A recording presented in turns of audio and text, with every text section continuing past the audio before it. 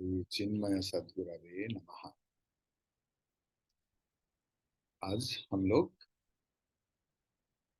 श्रीमद् भगवद गीता की द्वितीय अध्याय की 14 नंबर 14 नंबर श्लोक के ऊपर चर्चा करूंगा। मात्रा स्पर्शास्तु कौन्तेय शीतोष्ण सुख दुःखदाः आगमापायिनो नित्याः तान् स्थितिक्षस्य भारत। मात्रा स्पर्शास्तु कौन्तेय शीतोष्ण सुख दुःखदाः आगमापायिनो नित्याः तान् स्थितिक्षस्व भारत। कौन्तेय मात्रा स्पर्शाः तु शीत उष्ण सुख दुःखदा आगम अपायिनः अनित्याः। हे भारत तान् तितिक्षस्व। कौन्तेय, हे कौन्तेय,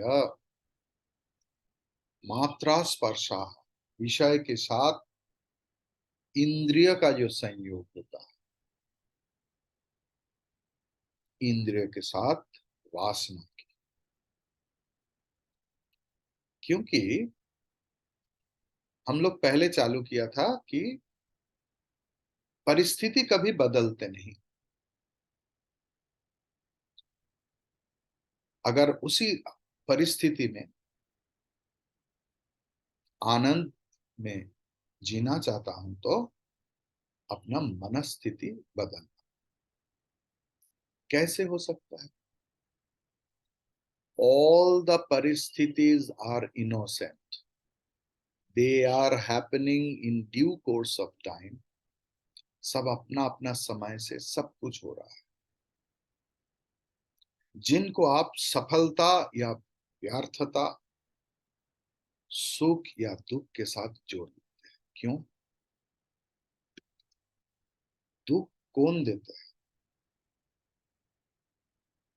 दुख देता है हमारा वासना। हमारा वासना के साथ जो संकल्प जुड़े रहते हैं, वही परिस्थिति के साथ एकात्म होकर सुख देता है या दुख देता है। हमारा वासना हम लोगों को संकल्प कराते हैं कि ये होगा, इसके बाद ये होगा, इसके बाद ये होगा। ये हमारा संकल्प। लेकिन जब परिस्थिति उस संकल्प की साथ अनुकूल नहीं होता, प्रतिकूल बन जाता है, तब दुख होता है। परिस्थिति तो परिस्थिति के साथ ही चल रहा है,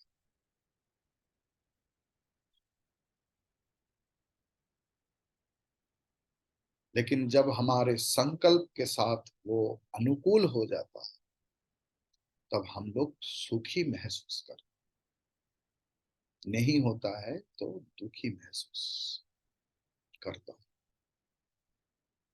इसलिए बोला कौन्तेय मात्रा स्पर्शाः तू निश्चित रूप में, तू मतलब निश्चित रूप में, शीत उष्ण सुख दुखदाः,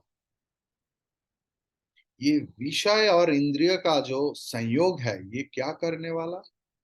ये चाहे ये शीत और उष्ण, मतलब the feeling of contradiction, pair of opposites, सुख दुखदाः, सुख और दुख की दाता। और ये क्या है? आगम अपायिन, उत्पन्न होता है। लेकिन ये जब उत्पन्न होता है तब विनाश के साथ ही आता है। इट शैल पास टू, ये भी चला जाए। कोई भी परिस्थिति एक जैसे नहीं रहती। आगम अपायिन, अतएव जो जिनका उत्पत्ति होता है और जिनका विनाश होता है वो कभी नित्य नहीं होता, वो अनित्य ही होता है, इसलिए अनित्याः। अनित्य, अनित्यौ, अनित्याः, बहुवचन।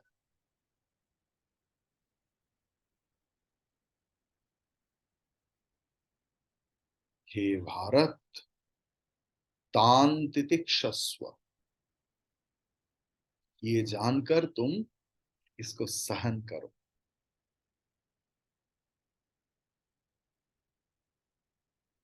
What is the significance of that sloka? We will come. वेदांत के अनुसार इंद्रिय और विषय, बाह्य विषय और हमारे सूक्ष्म इंद्रिय, स्थूल नहीं, सूक्ष्म इंद्रिय। स्थूल इंद्रिय तो चक्षु, कर्ण, नासिका, जिह्वा तक है, लेकिन ये जड़ आंख के पीछे सूक्ष्म आंख है जो देखते हैं। वो सूक्ष्म इंद्रिय और बाह्य विषय की संयोग में जो अनुभव होता है, ये अनुभव इंद्रिय का नहीं होता है।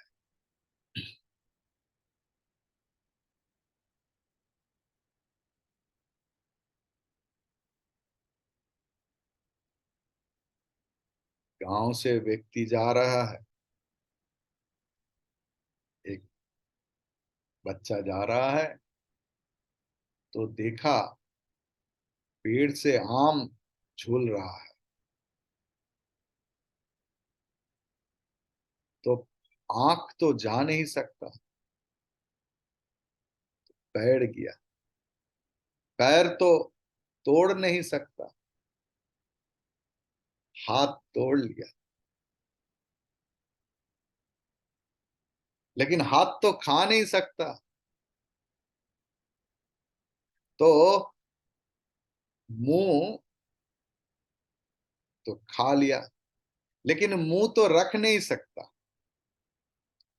मुंह पेट में चालान कर दिया।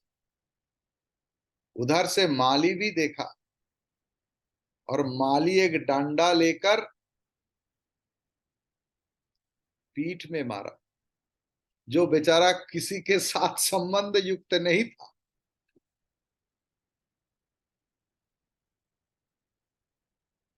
तब जब पिटाई होता है तब तो कष्ट होता है, तो पानी आंख से आया, क्योंकि उन्होंने पहले देखा। तो ये इंद्रिय जो है ना, ये अनुभव इंद्रिय से नहीं होता है। इंद्रिय में, इंद्रिय तो एक उपकरण है, माध्यम है।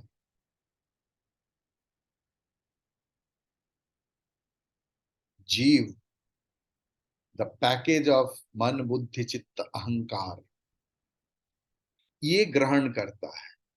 इंद्रिय का कभी अनुभव नहीं। अनुभव तो अहंकार की होता है, जिसको हम लोग जीव बोलते हैं।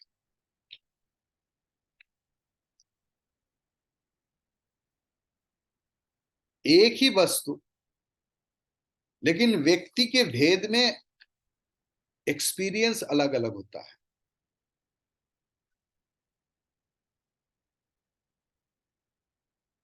एक ही व्यक्ति के सामने अपने पत्नी और अपने बेटी खड़ा है, दोनों का एक्सपीरियंस अलग अलग है, अनुभव अलग अलग है एक व्यक्ति के ऊपर।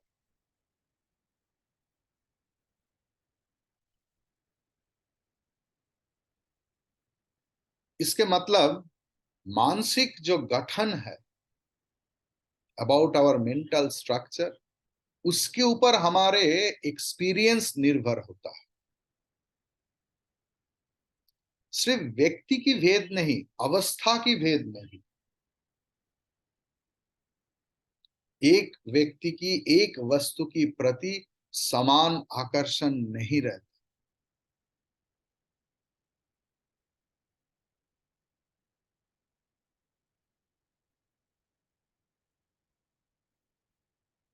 बचपन में जो खिलौना इतना प्यारा था कि तकिया में उसको लपट कर सोते थे, आज वो सिर्फ खिलौना हो गया, क्योंकि हमारे अवस्था बदल गई।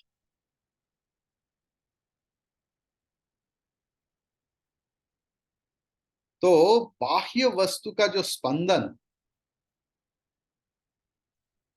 ये इंद्रिय के द्वारा मन की बहिरंग में प्रवेश करते हैं।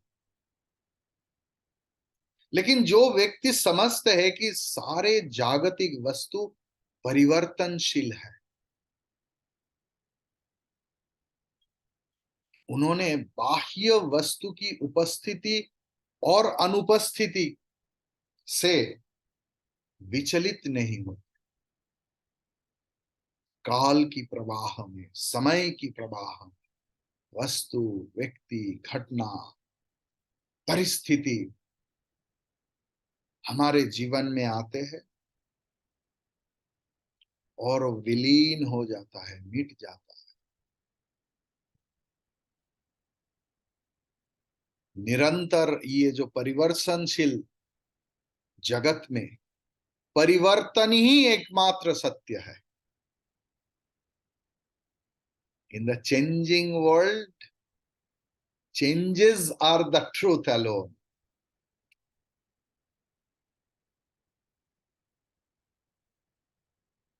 विजय अम्मा wants to say something. Okay, don't want to say. बुद्धिमान जो व्यक्ति है,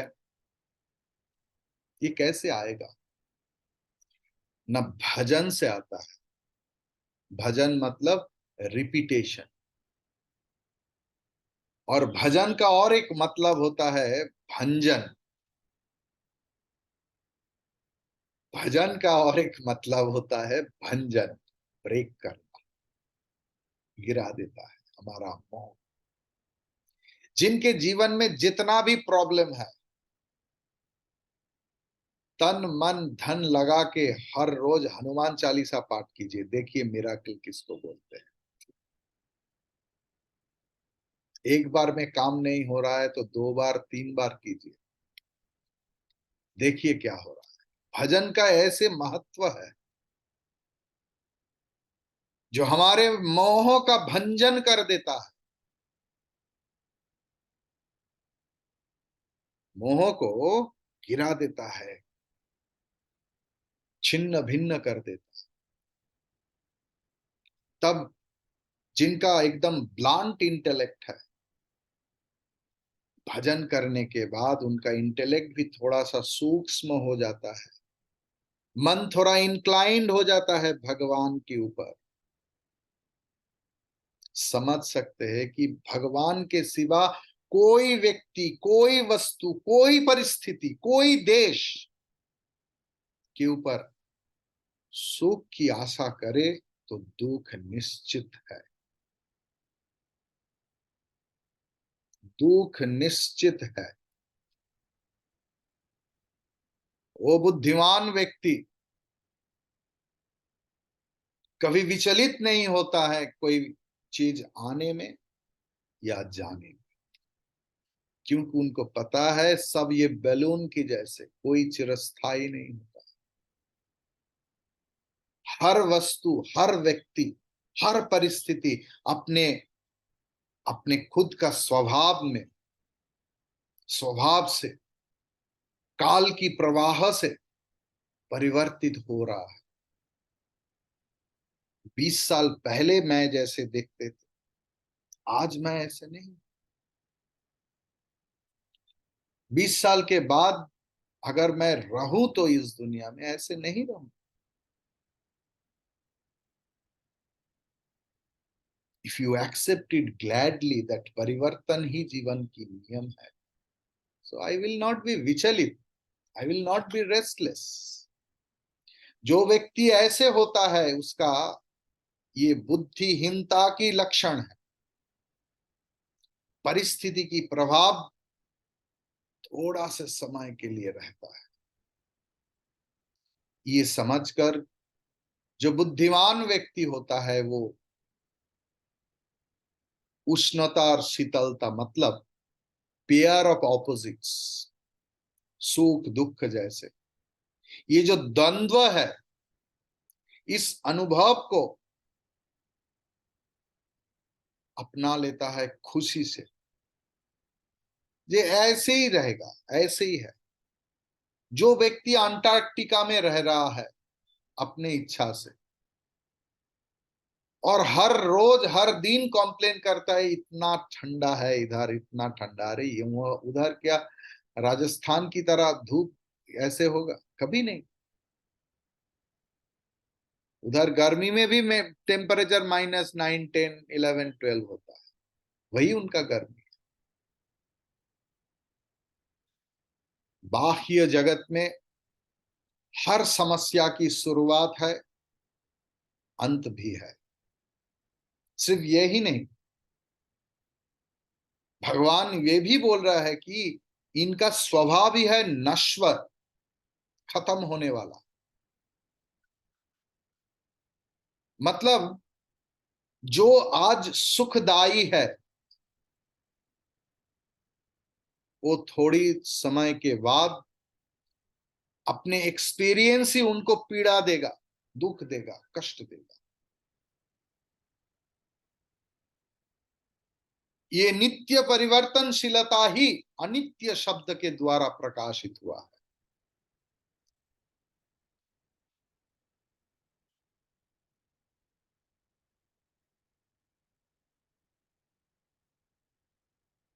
परिवर्तन ही जीवन का नियम है, जगत का नियम।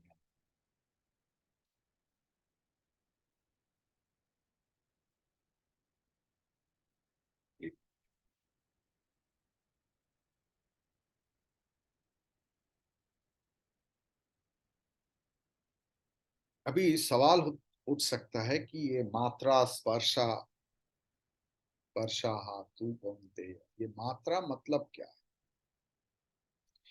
ये मात्रा की मतलब होता है परिमापक, लिटमस, वजनदारी, पल्ला जिसको बोलते हैं, जिससे आप नाप लेते हैं,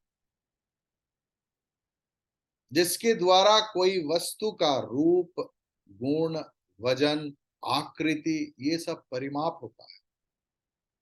उसी को ही मात्रा बोल सकते हैं, स्केल, स्केल ऑफ मेजरमेंट। यहां पर बुद्धि के साथ सारे इंद्रियगण को मात्रा बोल रहे हैं। शब्द स्पर्श आदि जो विषय है उनके साथ, उनके साथ जुड़े हुए जो गुणग्राही इंद्रिय है, जैसे आंख के साथ रूप का जब संयोग होता है तब उसके विषय में ज्ञान होता है। कान के साथ जब शब्द की संयोग होता है तब उसके बारे में ज्ञान होता है। इसीलिए हम आवाज से पहचान लेते हैं। ओ, सपोज मैंने हरिओम बताया, किसी का नंबर मुझे सेव नहीं है, ओ स्वामी जी, मतलब उनका, उनके पास मेरा आवाज सेव्ड है। मोबाइल में सेव नहीं है लेकिन मन में सेव्ड है। तो उस विषय में, विषय के साथ इंद्रिय का संयोग, जैसे तन्मात्रा होता है, तत्मात्रा, उसके साथ, तो तन्मात्रा के साथ मतलब विषय में तन्मात्रा होता है, गुण होता है, ज्ञानेन्द्रिय होता है और कर्मेंद्रिय होता है। तो विषय में, विषय को तन्मात्रा बोलते हैं, आप बोल सकते हैं। गुण तो गुण ही होता है। ज्ञानेन्द्रिय को आप मात्रा बोल सकते हैं, परिमापक, मेजरिंग स्केल। और कर्मेंद्रिय, ठीक है। जैसे तन्मात्रा है आकाश, आकाश की गुण है शब्द। ज्ञानेन्द्रिय परिमापक कौन है? कर्ण। उनका कर्मेंद्रिय कौन है? वाक, speech, organ of speech. Suppose तन्मात्र है वायु। वायु का गुण क्या है? स्पर्श। कौन पहचानता है स्पर्श को? एक ही मात्रा है, एक ही मेजरिंग स्केल है, एक ही प्रमाण है, उसका नाम है त्वक। और उनका कर्मेंद्रिय लगता है सबसे, कर्मेंद्रिय तो स्पर्श तो पूरा शरीर का ही है, फिर भी कोई चीज अच्छा करके स्पर्श करके समझने के लिए इस हस्त की जरूरत होता है, तालु की, है ना? क्या चीज है? हम लोग पैर में भी त्वक है, पूरा शरीर में त्वक है, हाथ, पूरा हाथ में त्वक है, लेकिन कौन चीज, ये आलू है या बैगन है या पटल है, कुछ भी, ये हाथ की जरूरत होता है। तो इसका कर्मेंद्रिय है हस्त। अग्नि, अगर तन्मात्रा अग्नि है तो उनका गुण है रूप, प्रमाण या मात्रा या ज्ञानेंद्रिय है चक्षु। उनका कर्मेंद्रिय है पद, पा। रूप देखकर हम लोग दौड़ते हैं ना, आम देखकर हम लोग गया कैसे? पैर से तो। क्लियर? शास्त्र ये बताया है, ये न्याय दर्शन से मैं ले रहा। ठीक है। जल जो तत्व है, तन्मात्रा है, इनका गुण है रस, रसत्व, लिक्विडिटी। इनका ज्ञानेंद्रिय या प्रमाणक कौन है? मात्रा कौन है? ना रसना, जिह्वा। लेकिन इनका कर्मेंद्रिय कौन है? उपस्थ, जेनिटल्स, अकॉर्डिंग टू द न्याय फिलोसॉफी। तन्मात्रा पृथ्वी, उनका गुण क्या है? गंध, स्मेल। तो ज्ञानेंद्रिय क्या है? ना नासिका। कर्मेंद्रिय है पायु, एनस। इसको आप लिख लीजिए। ये बहुत सालों से तर्क करके ये सिद्धांत में वो लोग आए हैं। इनके पीछे बहुत बहुत बहुत बहुत लॉजिक है। We are not going into that, क्योंकि वो हमारा विषय नहीं। तो जो पंडितों ने इसको सिद्धांत लिया है, इसको मानकर चलिए तो हम लोग आगे बढ़ सकता है।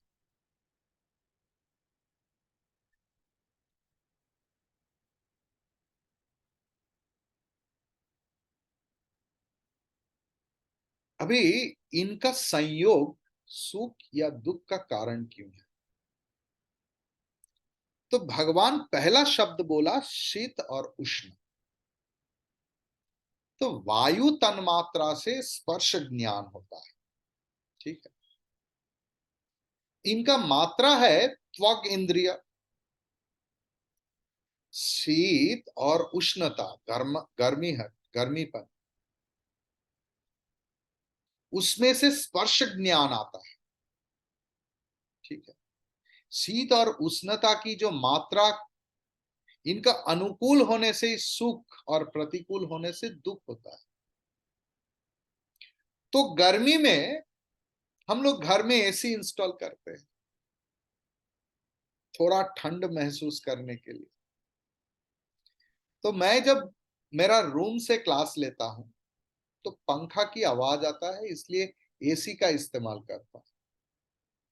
अभी मेरा एसी बिगड़ गया, रूम का बिगड़ गया, मतलब सब लोगों को लगेगा कि एसी खराब हो गया, नहीं चल रहा है। नहीं, इतना टार्बो कूलिंग होता है कि इस गर्मी में जहां पर लोग पंखा चला रहा है 31-32 डिग्री टेम्परेचर, वहां पर मेरा घर में लगता है कि मैं कश्मीर में बैठा हुआ हूं, तो एसी बंद करना पड़ रहा है।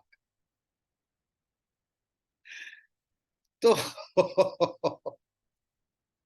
मात्रा स्पर्शास्तु कौन्तेय शीतोष्ण सुख दुखदा। तो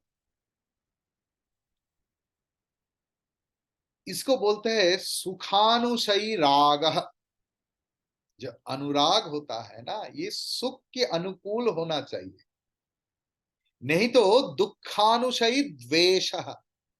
जो दुख देता है एक ही वस्तु, वो उसके ऊपर द्वेष हो जाता है। बंद करो एसी, बंद करो भाई, जम जा रहा। जहां पर सुख की संभावना है वहां पर अनुराग है, जहां पर दुख की संभावना है उसे तो दर्शन मात्र ही द्वेष हो जाता है, विराग हो जाता है। मतलब सुख दुख राग द्वेष हर्ष शोक शीत उष्ण सब आगमापाई, आते हैं जाते हैं।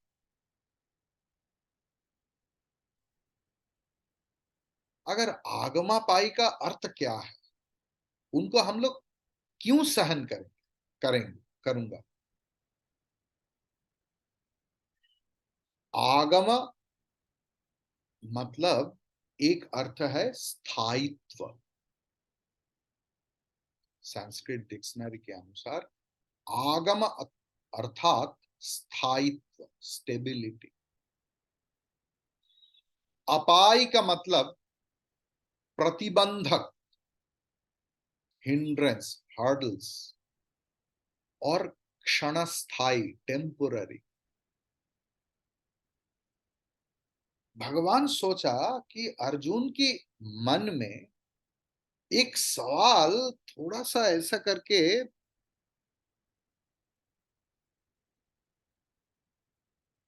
झांकी दे रहा है उनकी मार्ग से। ये आत्मा नित्य या अविनाशी, ये हो सकता है कि आत्मा अविनाशी है, नित्य है, ठीक है, लेकिन उसमें फायदा क्या है? आत्मा है तो है, आत्मा नित्य है तो मेरा क्या, आत्मा अविनाशी है तो मेरा क्या। ये सोचकर तो हमारे जो पितृस्थानीय है, उनको मरने का बाद जो शोक है, ये तो मेरा उपशम नहीं हो रहा है। शायद इसी के उत्तर में भगवान बोल रहा है कि तुम जो सुख और दुख के लिए विचलित हो, विव्रत हो, अशांत हो, मोहित हो, ये आत्मा की धर्म नहीं। अगर ये सारे सुख दुख ये सब आत्मा की लक्षण होता, आत्मा व्यापक ये हम लोग देख लिया, तब एक का दुख सबका दुख होता, एक का सुख सबका सुख होता। नहीं होता है। लेकिन क्या होता है वास्तव में? चक्रवत परिवर्तनते सुखानी च दुखानी च। चक्रवत परिवर्तन, चक्र की एक अंश जो आज ऊपर है, काल नीचे, परसों फिर से ऊपर। ऐसे ही सुख और दुख का चक्र ऐसे ही घूम रहा है। और ये चक्र क्या है? ये हमारे मन का ही एक विशेष वृत्ति है।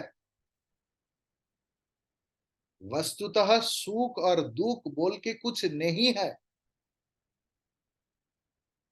अगर होता तो वही सुख का आस्वादन सबको मिलता।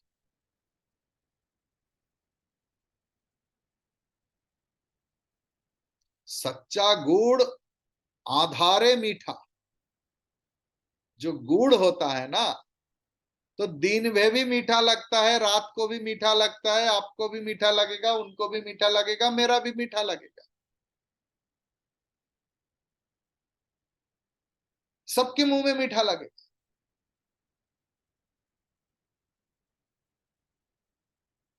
सपोज एक व्यक्ति का दो वाइफ है, तो अपने स्त्री के साथ, एक स्त्री के साथ जो सुख की विषय है, दूसरे स्त्री के आंख में वही दुख की विषय है।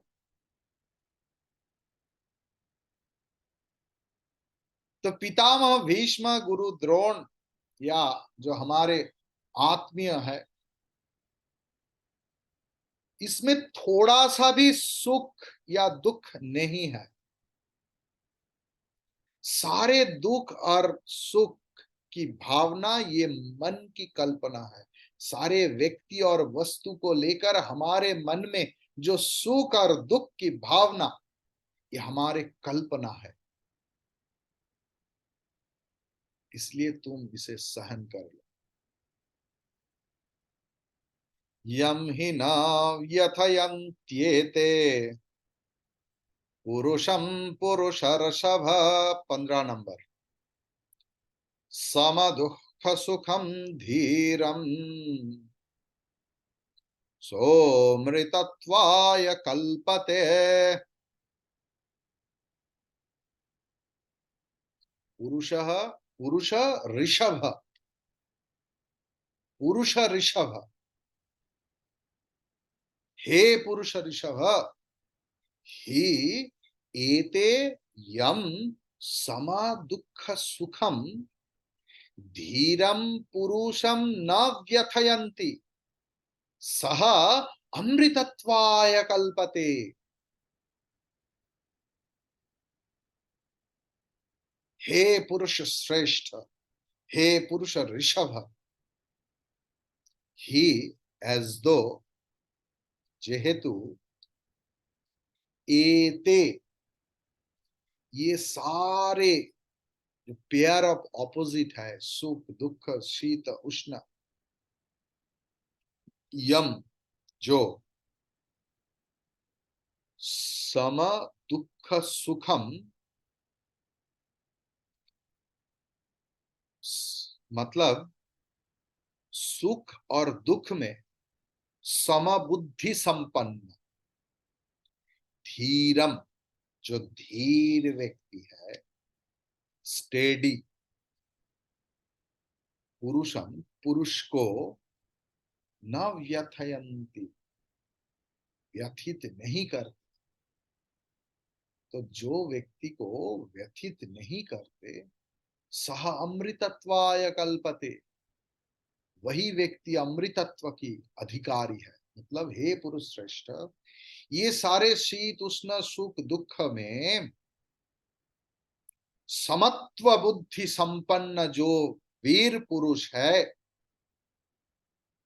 इस वीर पुरुष को ये टेम्पोररीनेस कभी चंचल नहीं कर सकते, और यही अमृतत्व की कल्पना करते हैं, यही अमृतत्व की कल्पना करते हैं।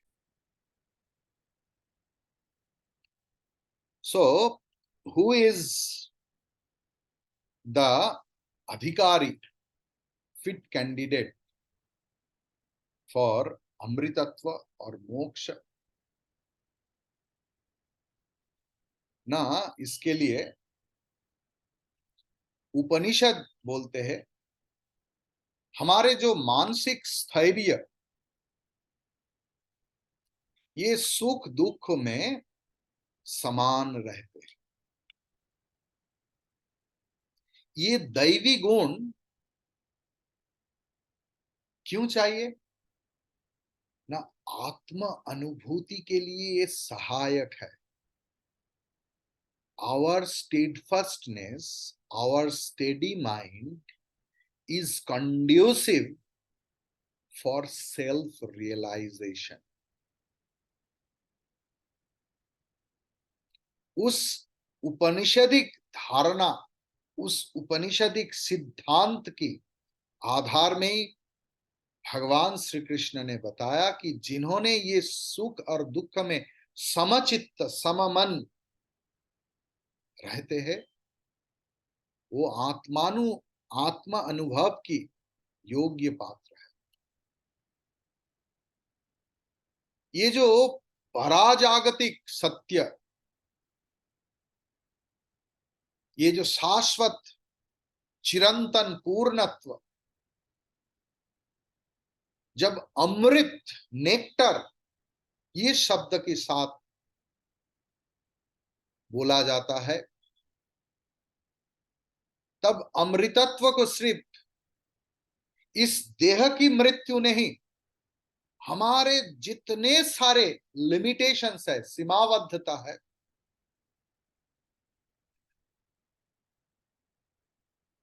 उसको, और हमारे जो पूर्व पूर्व जन्म से किए हुए संचित वासना, उनका भी मृत्यु समझना पड़ेगा। जब सिर्फ नित्य शुद्ध बुद्ध मुक्त आत्मा अपने विभू में, अपने विभा में, अपनी गरिमा में विभासित रहते, शरीर मन और बुद्धि के द्वारा जीवात्मा जो एक्सपीरियंस गैदर करते हैं, उसमें से एक भी शाश्वत नहीं।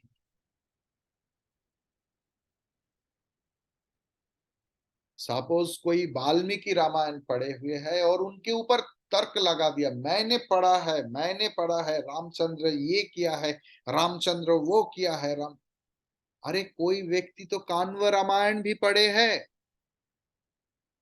कोई व्यक्ति तो सिर्फ तुलसी रामायण भी पढ़ चुके हैं, तो उनका एक्सपीरियंस भी तो लेना पड़ेगा ना। तो हमारे सारे एक्सपीरियंस नित्य नहीं है। अगर मैं दूसरा तरीका से बोलूं तो हमारे हर व्यक्ति के पास हर अभिज्ञता की जन्म और मृत्यु होता है। बचपन में जिनको अच्छा लगता था, जब बड़ा हुआ, पढ़ा, तब देखा अरे ये तो ऐसा नहीं। या बचपन से जिनको बहुत खराब लगा है, रामचंद्र इतना खराब आदमी है कि अपने वाइफ को, अपने पत्नी को ये किया। जब बड़ा हो, बड़ा मतलब not by age, by intellect, जब विचार भावना आया, तब देखा अरे मैं तो कभी इस ढंग से सोचा नहीं। जब बुद्धि में सूक्ष्मता आ जाता है, तब अभिज्ञता की भी चेंज, परिवर्तन हो जाता है। सीमित लिमिटेड अभिज्ञता हमारे पास जंजीर जैसे बन जाता है। Our limited experience with the limited intellect becomes a real shackle for us, जो हम लोगों को दुख की तलाव में, स्लाशी तलाव में बंद कर रखता है। तो ऋषियों की व्यवहारित जो शब्द अमृत, ये एक अतिमानविक अवस्था को निर्देश किया है। जब हम लोग ये अंतहीन अनलिमिटेड जो जागतिक शोक दुख है, इसको पार करके हम लोग शाश्वत सत्य में उत्तीर्ण होता है। महर्षि व्यासदेव उनके महाकाव्य की द्वारा श्री कृष्ण के मुंह से ये बुलाया जे मनुष्य जन्म की लक्ष्य है पूर्णत्व प्राप्ति। हर व्यक्ति अपने क्षमता की अनुसार हर पल खुद को डेवलप करने की प्रयास करेंगे। मनुष्य के अंदर, हर मनुष्य के अंदर देवत्व की जागरण होने की संभावना है, और वो तभी हो सकता है जब मैं और हम सब लोग धीर स्थिर बुद्धि से हमारे विवेक और वैराग्य की पूर्णता से सुख दुख शीत उष्ण साफल्य विफलता व्यर्थता को नीरव, कोई वाक्यहीन होकर सहन कर सकता है।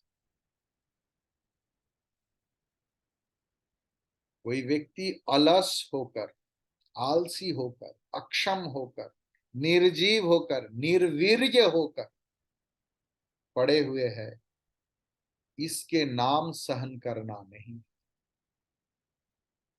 जीवन की प्रबल कर्म व्यस्तता की बीच में सारे के सारे परिस्थिति में जब हमारा मानसिक संतुलता, मानसिक भारसाम्य ठीक रहते हैं, उसी को ही समचित्तता बोलते हैं। जागतिक सारे वस्तु का टेम्पोररीनेस, क्षणस्थायित्व समझकर कोई वो व्यक्ति, धीर व्यक्ति कभी विचलित नहीं हो जाता। हम लोग जब तक इस शरीर में देही रूप में वसवास करते हैं, तब तक इस शरीर की सारे यंत्रणा शांत रूप से सहन करना, ये सहज नहीं है। पता है ये सहज नहीं है, लेकिन अगर प्रेम से या घृणा से if you become too much excited, हम लोग हमारे शारीरिक सुख दुख को भूल जाते हैं या नहीं।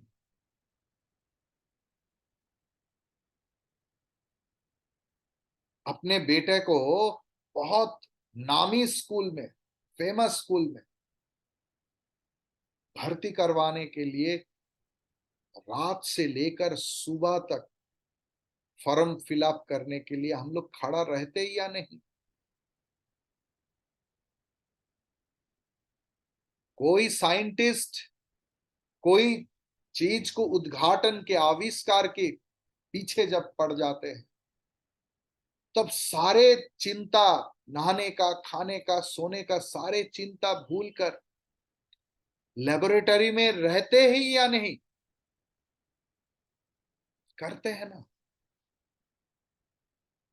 एक चाइल्ड स्पेशलिस्ट है, वेरी फेमस।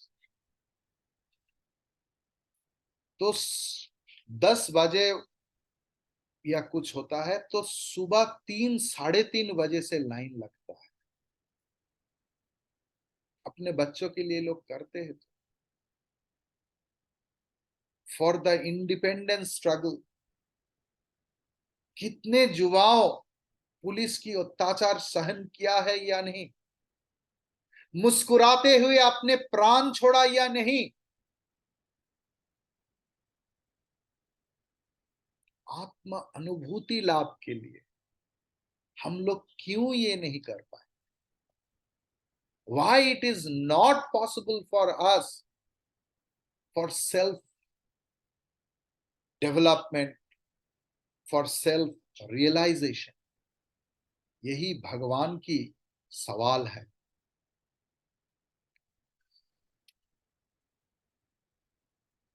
थोड़ा सा ही टाइम। तो पिछले श्लोक में, 14 नंबर श्लोक में, सुख दुख सहन करने के लिए भगवान ने बहुत कुछ बोला। ठीक है, अर्जुन को आदेश किया। और ये सब सहन करने में लाभ क्या होता है? तो इसलिए भगवान ही शब्द का प्रयोग किया है इधर। ठीक है, तो भगवान अर्जुन को इसी श्लोक में पुरुषर्षभ क्यों बोला? ये पुरुषर्षभ शब्द अर्जुन की श्रेष्ठता की वाचक है। अर्जुन तुम वीर हो, और स्थैर्य, धैर्य, यही वीर का भूषण है, आभूषण है। अगर तुम रेस्टलेस हो जाओगे, ये तुम्हारे लिए उचित नहीं है, न शोभते, तुमको शोभित नहीं करते। आचार्य मधुसूदन सरस्वती इनका अर्थ किया है, पुरुषम पूर्णत्वेन पुरुषयानम। मतलब पुरुष परिपूर्ण रूप में हर देह में सोए हुए आत्मा है। अर्थात ये सारे सुख दुख को तुमको व्यथित नहीं कर सकते। You are allowing the problem to problem you, otherwise they are as it is.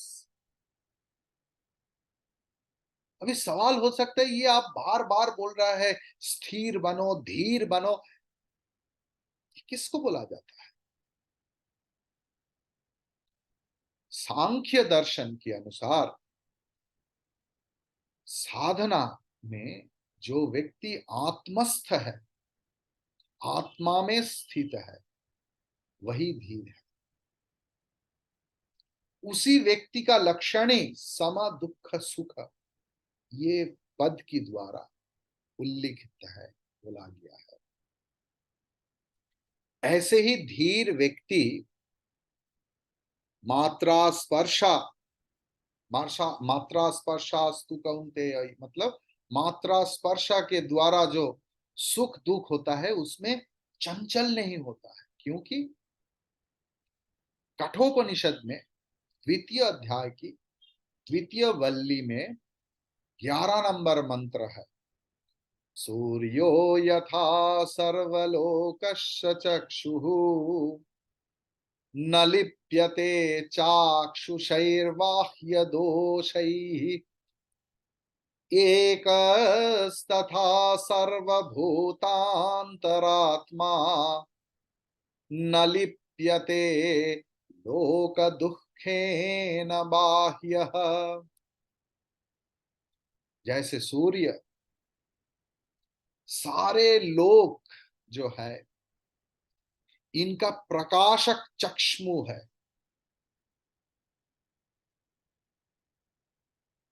चक्षु ज्ञान की प्रकाश।